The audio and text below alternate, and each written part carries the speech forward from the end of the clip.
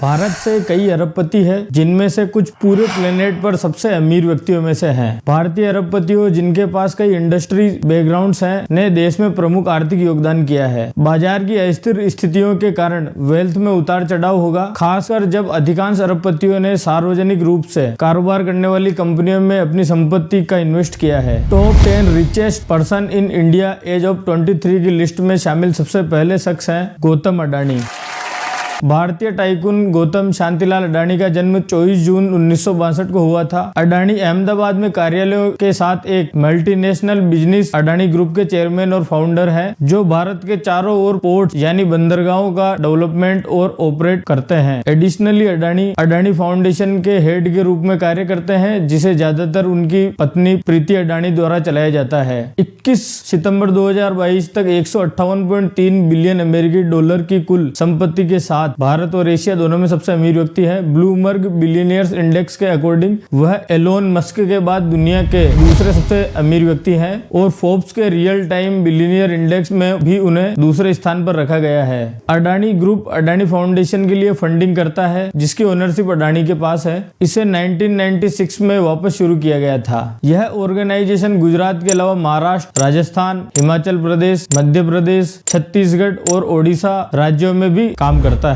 अपनी ऑर्गेनाइजेशन की charitable branch के माध्यम से उन्होंने कोरोना वायरस प्रकोप से निपटने के लिए मार्च 2020 में पीएम केयर फंड में 100 करोड़ रुपए दिए थे। गुजरात सीएम रिलीफ फंड को 5 करोड़ का डोनेशन मिला और महाराष्ट्र सीएम रिलीफ फंड को 1 करोड़ रुपए का डोनेशन मिला था। सऊदी अरब के दम्मम से गुजरात के मुंद्रा तक अडानी के नेतृत्व में एक डाइवर्सिफाइड कॉर्पोरेशन अडानी ग्रुप ने 80 metric ton liquid medical oxygen से भरे 4 ISO क्रायोजेनिक टैंक इंपोर्ट किए। लिंडे सऊदी अरब से समूह द्वारा एक मेडिकल क्वालिटी के 5000 ऑक्सीजन सिलेंडर भी प्राप्त किए गए थे। अडानी ने ट्विटर पर कहा कि उनकी संस्था गुजरात के कच्छ में जहां भी जरूरत होती है वहां रोजाना 1500 सिलेंडर मेडिकल ऑक्सीजन पहुंचाती है। अडानी ने जून 2022 में चैरिटेबल वर्क्स के लिए 60,000 करोड़ रुपए का भुगतान करने का प्रॉमिस किया। अडानी फाउंडेशन अडानी के कोष को मैनेज करेगा, जिसमें यह भारत में एक चैरिटेबल ट्रस्ट को सबसे बड़े डोनेशन में से एक बन जाएगा। मुकेश अंबानी।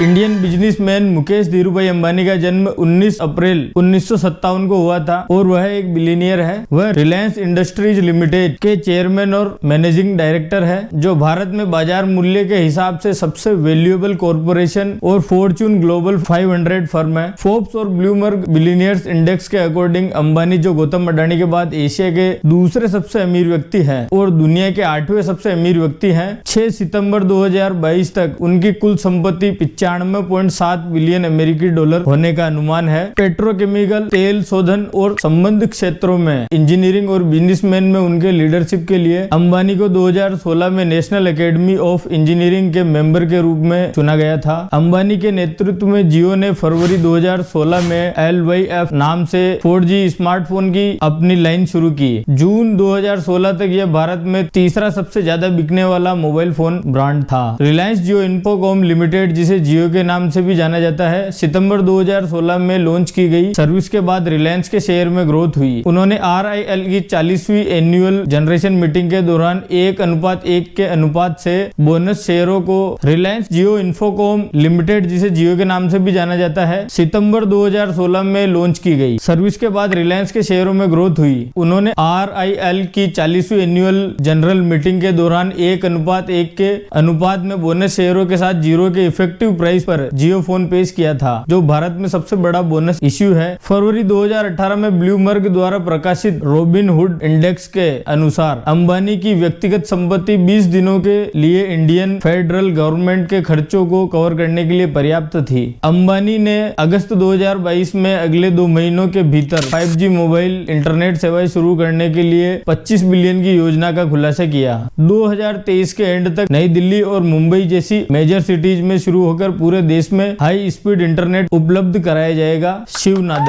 शिव नादर भारत के एक करोड़पति, उद्योगपति और परोपकारी व्यक्ति हैं, जिनका जन्म 14 जुलाई 1945 को हुआ था। उन्होंने HCL टेक्नोलॉजीज लिमिटेड और शिव नादर फाउंडेशन की स्थापना की और यह वर्तमान में उनके अध्यक्ष एमेरिटस के रूप में कार्य करते हैं। 1970 के दशक के मध्य में नादर ने HCL की शुरुआत की थी। आगामी 3 दशकों में उन्होंने IT हार्डवेयर व्यवसाय को एक IT उद्यम में बदलने के लिए लगातार कंपनी का ध्यान केंद्रित किया। नादर को IT क्षेत्र में उनके काम के लिए 2008 में पद्म भूषण अवार्ड मिला था। 1990 से नादर ने शिव नादर फाउंडेशन के माध्यम से भारत की एजुकेशनल सिस्टम में सुधार लाने के लिए अपने प्रयासों पर कंसंट्रेट किया है। फोर्ब्स के अकॉर्डिंग $23.9 मिलियन की अनुमानित कुल संपत्ति के साथ वह भारत में तीसरे सबसे अमीर व्यक्ति और दुनिया के 60वें सबसे अमीर व्यक्ति हैं। 1967 में नादर ने पुणे में कूपर इंजीनियरिंग लिमिटेड में वालचंद ग्रुप के लिए काम करना शुरू किया। उन्होंने जल्द ही अपना खुद का बिजनेस शुरू करने के लिए इसे छोड़ दिया।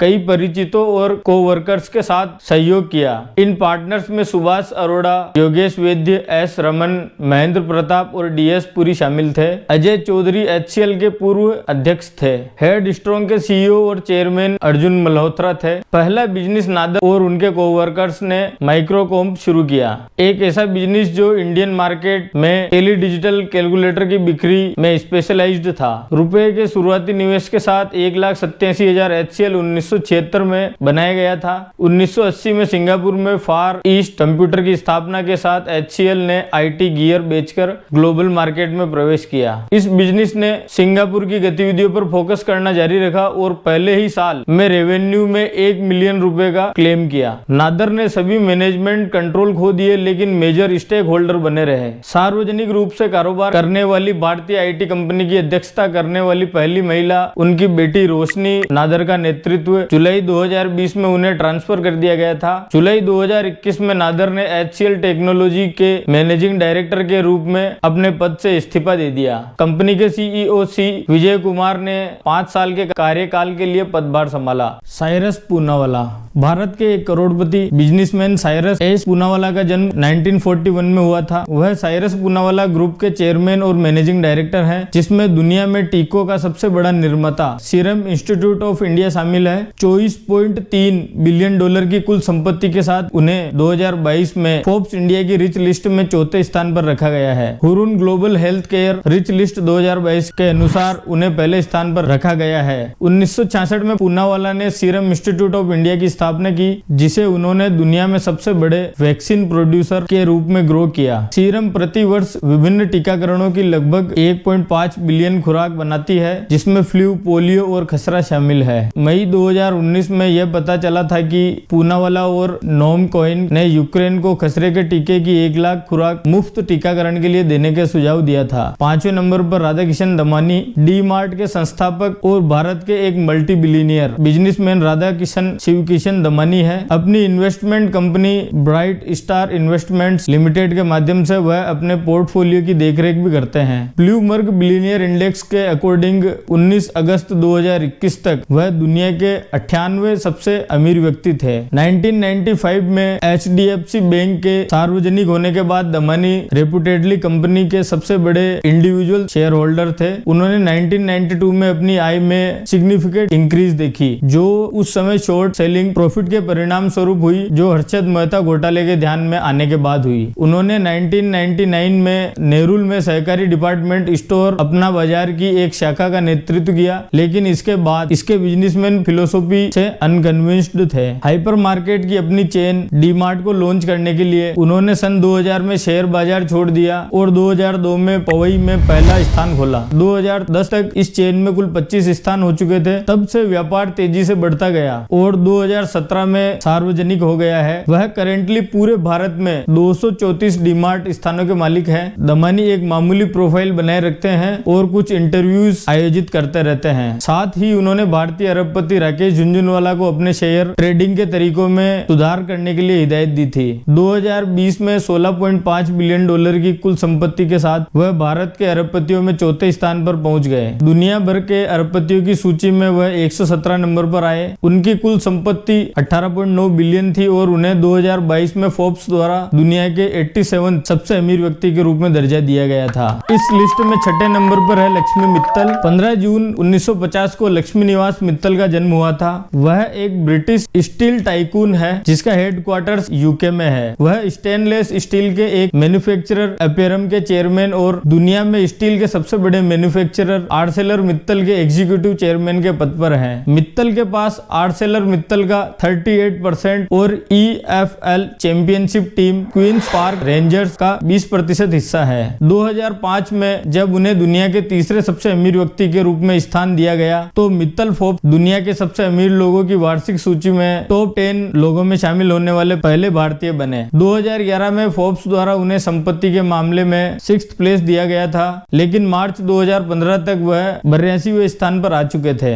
2008 से मित्तल ने गोल्डमैन सैक्स के बोर्ड ऑफ डायरेक्टर्स के रूप में काम किया है। वह उद्योगपतियों के यूरोपीय गोल्डमैन सम्मेलन, विश्व आर्थिक मंच की अंतरराष्ट्रीय व्यापार परिषद, चीनी People's Association for Friendship with Foreign Countries की ग्लोबल CEO काउंसिल, कजाकिस्तान में विदेशी निवेश परिषद और वर्ल्ड स्टील एसोसिएशन के सदस्य हैं। वह कार्यकारी समिति में भी हैं। वह क्लीवलैंड क्लिनिक के न्यासी बोर्ड में भी कार्य करते हैं। इस लिस्ट में 7वें स्थान पर है सावित्री जिंदल। सावित्री देवी जिंदल एक भारतीय व्यवसायी और पॉलिटिशियन है जिनका जन्म 20 मार्च 1950 को हुआ था। उन्होंने ओपी जिंदल ग्रुप के एमेरिटस चेयरमैन के रूप में कार्य किया। वह महाराजा अग्रसेन मेडिकल कॉलेज अग्रोहा के प्रेसिडेंट के रूप में कार्य करती है। लगभग $4 बिलियन की कुल संपत्ति के साथ सावित्री जिंदल 2016 में भारत की सबसे अमीर महिला और 16वीं सबसे अमीर भारतीय है। वह 2016 में दुनिया की 453वीं सबसे अमीर व्यक्ति भी थी। वह दुनिया की सबसे 7वीं अमीर भी थी और अपने पति द्वारा स्थापित चैरिटेबल वर्क्स भी करती है। 2008 में अखिल भारतीय तेरापंथ महिला मंडल द्वारा उन्हें आचार्य तुलसी कर्तृत्व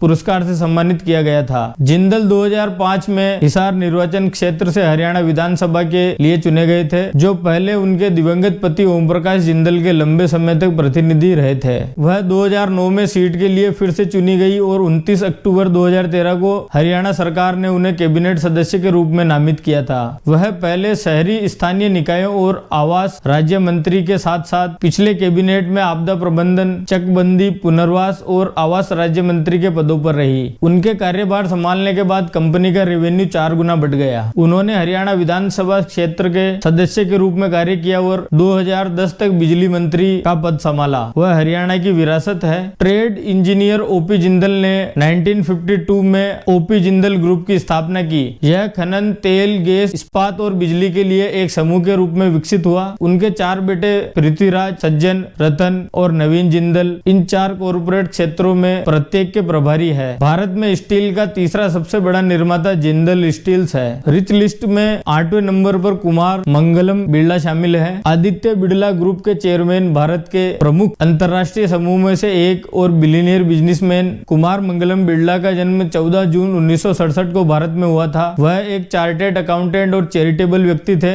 इसके अलावा भारतीय प्रबंधन संस्थान अहमदाबाद के चेयरमैन और Birla institute of technology and science के चांसलर के रूप में कार्य करते हैं। फोर्ब्स का अनुमान है कि अमेरिकी डॉलर में उनकी कीमत $17.5 अरब है। 28 साल की उम्र में बिड़ला ने 1995 में आदित्य बिड़ला ग्रुप के चेयरमैन के रूप में अपने पिता आदित्य विक्रम बिड़ला का स्थान लिया। इस ग्रुप का ईयरली टर्नओवर 1995 में $2 बिलियन से बढ़कर 2021 में $45 बिलियन हो गया, जो उनकी अध्यक्षता में हुआ। ग्रुप की इनकम का 50% से अधिक विदेशों में संचालन से आता है और यह करेंटली 6 महाद्वीपों के 36 देशों में काम कर रहा है। हुरिन इंडिया फिलेंथ्रोपी लिस्ट 2021 के अनुसार कुमार मंगलम बिड़ला और उनका परिवार अपने चैरिटेबल कंट्रीब्यूशन के साथ चौथे स्थान पर आया, जो प्राइमरीली हेल्थ केयर इंडस्ट्री के लिए किया गया था। आदित्य बिड़ला समूह ने कोविड राहत प्रयासों को 2020 में 500 करोड़ रुपए दिए। इसमें पीएम केयर्स फंड में $400 बिलियन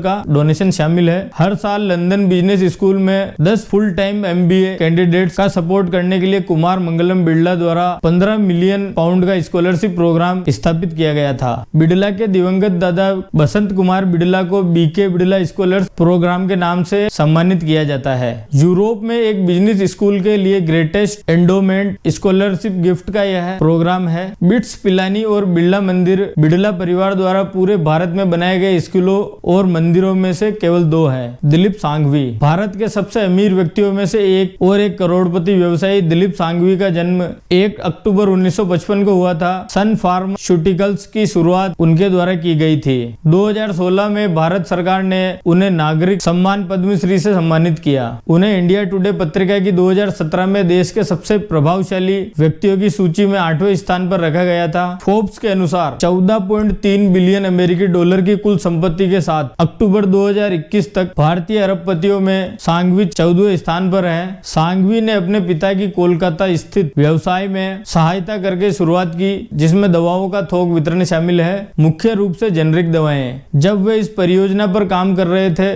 तब उनके पास दूसरों द्वारा बनाई गई दवाओं को फिर से बेचने के बजाय अपनी खुद की दवाएं बनाना शुरू करने का विचार था। ब्लूमबर्ग बिलियनियर्स इंडेक्स द्वारा उनकी संपत्ति का मूल्य 14.8 बिलियन डॉलर था।